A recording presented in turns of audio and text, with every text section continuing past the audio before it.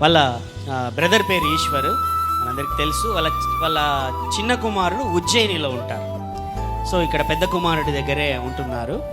ఏం జరిగిందంటే ఈయన గత పోయిన నెలలలో వాళ్ళ కుమారుని ఇంటికి వెళ్దామని వెళ్తున్నప్పుడు ట్రైన్ ఎక్కేటప్పుడు కాలు జారింది.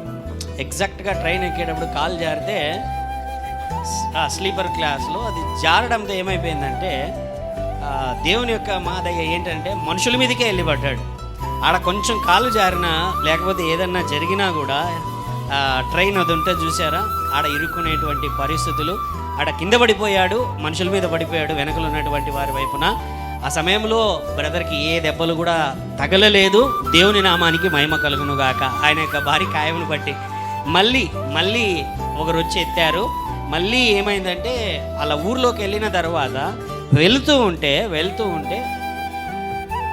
ఎనుము వచ్చి ఎక్కడి నుంచో వచ్చి మనిషిని తోసేసింది. అప్పుడు కూడా అంటే మామూలుగా అది తోస్తే ఇంకెట్లుంటుందో మనకు తెలిసింది. అదే దాని దెబ్బగా ఎప్పుడు తెలిసి ఉంటుంది, మీకు తెలియదు. కొన్నిసార్లు ప్రాణాలే పోతాయి ఇట్లా అయిందంటే. సో ఆ టైంలో కూడా ఏమీ కాకోకుండా కేవలం సైడ్కి పడిపోయాడు. దేవుడే కనికరము చూపి చుట్టూ కంచెని వేసి దూతలను కావలించి ఆయన కాపాడుకున్నాడు. మనమందరం ప్రార్థన చేసే ప్రమాదముల నుంచి, ఆపదల నుంచి మనం ప్రతి వారం ప్రార్థన చేస్తుంటాము. దేవుడంతకు దేవుడే, ఆయన తప్ప ఎవరూ లేరు, ఆయనే కాపాడాడు. ఆమెన్. దేవుని నామానికే మహిమ కలుగును గాక.